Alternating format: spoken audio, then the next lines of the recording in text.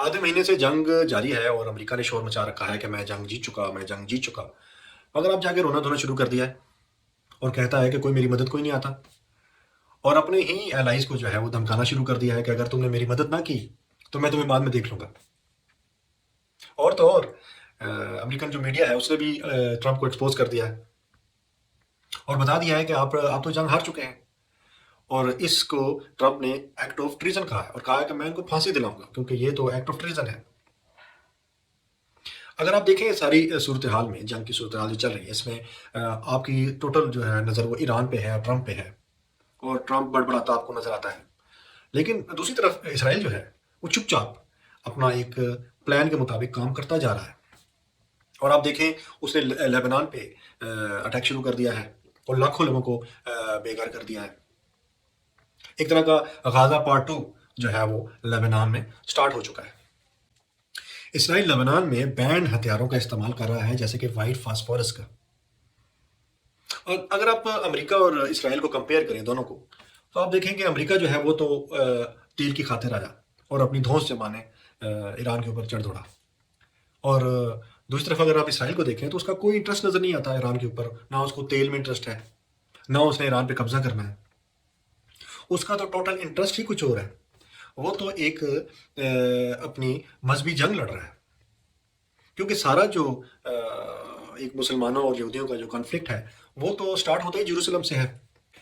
Jerusalem جو ہے یہ ون آف دا ہولینسٹ پلیس سمجھا جاتا ہے، اور اسرائیل کی جو جنگ ہو رہی ہے اس میں آپ کو کئی امریکن پولیٹیشین آپ کو نظر آئیں گے جو اسرائیل کی جنگ میں ان کا ہر طرح کا ساتھ دینے کو تیار نظر آتے ہیں، بلکہ وہ اپنے ملک سے زیادہ، امریکہ سے زیادہ اسرائیل کی خدمت کر رہے ہیں۔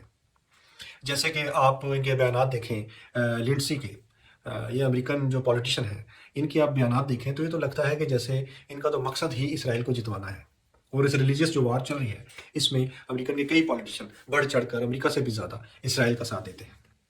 And no one has done more for Israel than you, Lindsey, Senator Lindsey Graham. He is a stalwart champion of our alliance. اور یہ سارا کچھ اسرائیل سے سیکھ کر جاتے ہیں امریکہ، اور کہا یہ بھی جاتا ہے کہ انہوں نے ہی ٹرمپ کو اپنے ساتھ ڈریگ کیا اس جنگ میں۔ اسی طرح جو امریکن کے سیکٹری آف وار ہے پیٹ ہیگزٹ، ان کی اگر آپ بیان دیکھیں پرانے تو وہ بھی آپ حیران ہو جائیں گے کہ وہ تو اسرائیل کی بولی بولتے ہیں، اور اگر آپ یہ سارے بیانات ان کے دیکھیں یہ جیروسلم میں انہوں نے دیا ہے، اور یہ سارے جنگ ہونے سے پہلے، اور انہوں نے یہ کہا ہے کہ ٹیمپل ماؤنٹ پہ ایسا ہو نہیں سکتا کہ دوبارہ ٹیمپل نہ بن سکے۔ ہیگزٹ جو ہے یہاں پہ جوئش تھرڈ ٹیمپل کی بات کرتا ہے، جو کہ جوئش کے لیے ایک بہت معنی رکھتا ہے۔ And today, Jennifer and I and others had a chance to go see the western wall of the Temple Mount, the western wall tunnels, so much of the old city. And as you stand there, you can't help but behold the miracle before you. And it got me thinking about another miracle that I hope all of you don't see too far away. Because 1917 was a miracle, 1948 was a miracle, 1967 was a miracle, 2017, the declaration of Jerusalem as the capital was a miracle, and there's no reason why the miracle of the reestablishment of the temple on the Temple Mount is not possible. اور جس جگہ Jewish کا جو پہلا اور دوسرا temple ہوا کرتا تھا وہاں پہ اب مسجد اقصی موجود ہے، جو کہ اسلام اور مذہب اسلام کے لیے سب سے ایک جیسے کہتے ہیں مقدس ایک جگہ ہے۔ مسجد الاقصی جو ہے یہ مقدس ترین ایک مقام ہے مذہب اسلام میں، اور اس کو تھرڈ ہولیسٹ پلیس ان اسلام سمجھا جاتا ہے۔ اور بات صرف ٹیمپل بنانے کی نہیں ہے، اگر آپ انٹرویو دیکھیں U S ambassador to Israel کا جو کہ دیا گیا صرف جنگ سے ایک ہفتہ پہلے، It's a land that God gave through Abraham to a people that he chose. It was a people, a place, and a purpose. We can look at it that way. What land are you talking about? Because I just read Genesis 15, as I have many times. And that land, I think it says, from the Nile to the Euphrates, which is, once again, basically the entire Middle East. Does Israel have the right to that land? Because you're appealing to Genesis. Yeah. You're saying that's the original deed.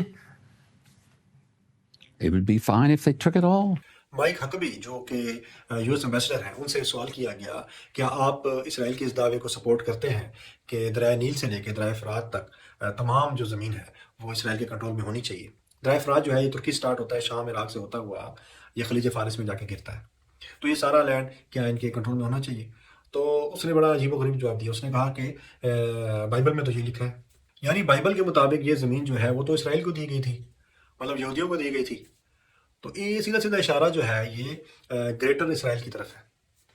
Greater اسرائیل جو ہے یہ زائنس کی کوئی fantasy نہیں ہے، نہ ان کی کوئی یہ خواب ہے، بلکہ یہ ایک ایکٹیو پروجیکٹ ہے جس کے اوپر نتن یاہو جو ہے وہ کئی سالوں سے کام کر رہا ہے. غازہ پہ جو بمباری ہو رہی ہے، ایران پہ جو بمباری ہو رہی ہے، اور لبنان پہ جو قتل و غارت ہو رہا ہے، یہ اسی پروجیکٹ کا حصہ ہے گریٹر اسرائیل کا. تو اگر آپ کو اسرائیل کی جنگ جو ایران کے ساتھ ہے اس کو اگر سمجھنا ہوگا تو آپ کو ان کے منصوبوں کو سمجھنا ہوگا کہ جو گریٹر اسرائیل کا منصوبہ ہے کیا واقعی بائبل میں کوئی گریٹر اسرائیل کے بارے میں کچھ بات کی گئی ہے، اور یہ تھرڈ ٹیمپل کا کیا مسئلہ ہے، اور کیوں الاقصی ماسک جو ہے وہ یہودیوں اور مسلمانوں کے درمیان جنگ کی جو مین وجہ ہے، اور کیسے جو ہے یہ ایک ریلیجیس وار بنتی جا رہی ہے اور چپ چاپ اسرائیل اس کے اوپر کام کرتا جا رہا ہے. گریٹر اسرائیل کا جو کانسیپٹ تھا اس کو سب سے پہلے ایکسپلور کیا تھا تھیوڈور ہرزل نے، جس کو فادر آف پروٹیکل زائنزم بھی کہا جاتا ہے. یہ جو آئیڈیا ہے یہ بائبل کی دا بک آف جینیسس میں ایک ورس میں ملتا ہے. بائبل کی اس ورس کے مطابق جو لینڈ تھا خدا نے ابراہم کے جو ڈسینڈنٹ تھے ان کو وعدہ کیا گیا تھا دریائے نیل سے لے کے دریائے فرات تک کا. آج کی ڈیٹ میں اگر دیکھا جائے اس ایریا میں تھوڑا سا ایجپٹ آتا ہے، تھوڑا سا ایسا سعودی عرب کا آتا ہے، پھر اردن آتا ہے، شام آتا ہے، عراق آتا ہے، فلسطین آتا ہے، لبنان آتا ہے. اس سارے ایریے میں جو انہوں نے بتایا ہوئے ہیں دریائے نیل سے لے کے دریائے فرات تک. ابراہیم کی جو اولادیں ہیں اس میں جویش پیپل بھی ہیں، اور جو جویش اولادیں ہیں ان کو اسحاق کے ساتھ جوڑا جاتا ہے، آئزیک کے ساتھ جوڑا جاتا ہے. اور ابراہیم کے جو دوسرے بیٹے تھے اسماعیل، ان کو فادر آف عربس کہا جاتا ہے. مگر زیادہ تر جو یہودی ہیں وہ اسے اپنا حق سمجھتے ہیں. بائبل کی کچھ اور ورسز میں بھی اس آئیڈیا کا ذکر ہے لیکن وہ اتنا زیادہ کلیئر نہیں ہے. جو اس کو مانتے ہیں ان کے لیے گریٹر اسرائیل جو ہے وہ ایک چھوٹا موٹا کام نہیں ہے، بلکہ وہ ایک مقدس ایک کام ہے. ان کے خیال میں وہ زمین جو ان کے لیے ایک وعدہ کیا گیا تھا خدا کی طرف سے، وہ انہوں نے ہر صورت میں حاصل کرنی ہے. اسرائیل کی نئی گورنمنٹ آنے کے بعد گریٹر اسرائیل کا نام اب آپ زیادہ سننے کو ملتا ہے، لیکن سب سے زیادہ چونکا دینے والا بیان خود نتن یاہو کا تھا، جس میں ایک انٹرویو میں اس نے خود ایک تعویذ گریٹر اسرائیل کا ایکسیپٹ کیا رپورٹر سے. מפת הארץ המובטחת. וזה אני רואה כמשימה גדולה. מה זה? זה הוויז'ן שלי, זה אחד הדברים שחלמתי עליהם, מפת הארץ המובטחת. יפה. הגיע הזמן, קוראים לזה ירושלם. אני לא נותן את זה לך, אני מעניק את זה לך כדי שתיתן את זה לרעייתך שרה. תודה רבה. אתה מתחבר לחזון? מאוד, באמת? מאוד. לישראל השלמה. אם אתה שואל אותי, אנחנו כאן, אתה יודע, הרבה פעמים מזכיר את אבא שלי. הדור של ההורים שלי היה צריך להקים את המדינה. והדור שלנו, הדור שלי, צריך להבטיח את המשך קיומה. וזה אני רואה כמשימה גדולה. 31 مسلمان ملکوں نے جس میں عرب کنٹریز بھی تھی، انہوں نے نتن یاہو کے اس بیان کی شدید مذمت کی. انہوں نے اس کو ایک گلوبل تھریٹ اور عرب نیشنل سیکیورٹی کے لیے خطرہ قرار دیا. مگر اسرائیل کہاں رکنے والا تھا؟ یاد رکھیے اسرائیل کے منسٹر کا بھی ایک بیان آیا تھا جس میں اس نے اسرائیل کی بارڈر کو ایکسپینڈ کرنے کا بھی بیان دیا تھا، تاکہ اس میں سیریا کا جو کیپٹل ہے ڈیماسکس اس کو بھی شامل کیا جائے. اور لاجک اس نے یہ دیا کہ یہ لکھا ہوا ہے کہ جیروسلم کا فیوچر جو ہے وہ ڈیماسکس تک ایکسپینڈ ہونا ہے. اس نے یہ بھی بتایا کہ صرف فلسطین تک ہم محدود نہیں ہیں، بلکہ ہمیں اردن، شام، عراق اور سعودی عرب کے کچھ حصوں تک بھی پھیلنا ہے. گریٹر اسرائیل کا جو پروجیکٹ ہے اس کے تحت اسرائیل نے اب تک کتنی زمین پہ قبضہ کر لیا ہے اس پہ بھی ذرا ہم نظر ڈال لیتے ہیں. آج کا جو اسرائیل ہے یہ برٹش مینڈیٹ فار پیلسٹائن ان 1948 سے آتا ہے، اور جب ورلڈ وار 1 سے اور برٹش نے جب قبضہ کر لیا تھا فلسطین میں تو ایک مینڈیٹ بنایا گیا تھا جس کے تحت ایک باؤنڈری دی گئی تھی یہودیوں کو پیلسٹائن میں. پیلسٹائن میں جب ان کا مینڈیٹ ختم ہوا تو اسرائیلیوں نے یہودیوں نے اپنے آپ کو ایکسپینڈ کرنا شروع کر دیا. مینڈیٹ ختم ہونے کے بعد 1948 میں عرب اور اسرائیل کے درمیان جو جنگ ہوئی تھی اس میں تقریباً اسرائیل نے پورے فلسطین پر قبضہ کر لیا تھا، صرف تھوڑی سی جگہ چھوڑ دی. ویسٹ بینک اور غازہ کو چھوڑ کر باقی سارا ایریا اپنے قبضے میں لے لیا.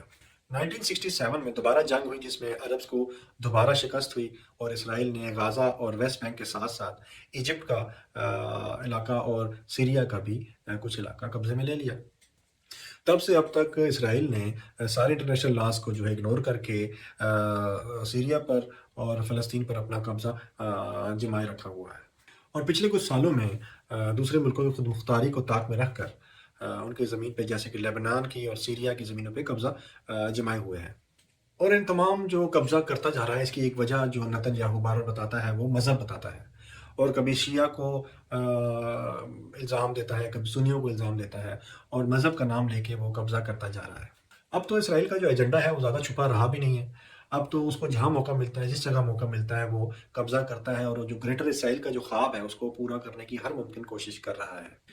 اب اس سارے گریٹر اسرائیل کے پروجیکٹ میں ایک ملک تھا جس سے وہ ڈرتا تھا کہ اس سے اکیلے وہ کبھی بھی پنگا نہیں لے سکتا، اور وہ تھا ایران. اسی لیے وہ کافی سالوں سے ایک امریکن پریزیڈنٹ ڈھونڈ رہا تھا جس کو وہ اپنے ساتھ شامل کر سکے، اور کافی پریزیڈنٹ کو اس نے اپنے ساتھ شامل کرنے کی کوشش کی لیکن وہ ناکام رہا. فائنلی اسرائیل کو ایک پریزیڈنٹ ملا ڈونلڈ ٹرمپ کی شکل میں، جو انتہائی ایڈیٹ ہے، جس نے ایران پر اسرائیل کے کہنے پہ حملہ کر دیا. اور آج اسرائیل سے جنگ کرنے کے بعد ٹرمپ جو ہے منہ سجائے بیٹھا ہے اور سوچ رہا ہے یار اس جنگ میں مجھے کیا ملا، میں کیوں اس جنگ میں کود پڑا. اب تو امریکیوں کو بھی جو لوگ ہیں ان کو بھی پتہ چل گیا ہے کہ ان کا جو پریزیڈنٹ ہے وہ اسرائیل کا پپٹ بن چکا ہے.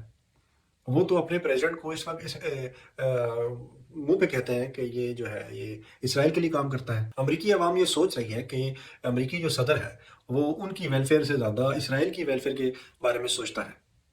لیکن اسرائیل کا پلان جو ہے وہ صرف زمینی قبضے تک رکا نہیں ہے بلکہ اس سے آگے ہے. اگر گریٹر اسرائیل کا خواب جو ہے وہ پورا نہیں بھی ہوتا تب بھی اسرائیل کے پاس جو سب سے بڑا ایمبیشن ہے وہ کچھ اور ہے، جو کہ جیروسلم میں ہے، جسے ہولیسٹ پلیس آن ارتھ کہا جاتا ہے. جیروسلم میں ہے فاؤنڈیشن سٹون، جسے یہودی مانتے ہیں کہ یہاں سے دنیا کی شروعات ہوئی تھی. جوز اس جگہ کو ٹیمپل ماؤنٹ کہتے ہیں، اور ان کے خیال میں یہ وہ جگہ ہے جہاں پہ پہلے ٹیمپل ہوا کرتا تھا. اور یہودیوں کے خیال میں اس ٹیمپل کو ہسٹری میں 2 بار جنگوں میں توڑا گیا ہے.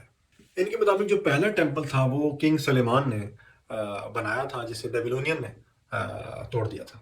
پھر سیکنڈ ٹیمپل بنا جسے پھر رومنز نے توڑ ڈالا. سیکنڈ ٹیمپل کی جگہ پہ آج کی تاریخ میں الاقصی ماسک جو ہے وہ موجود ہے.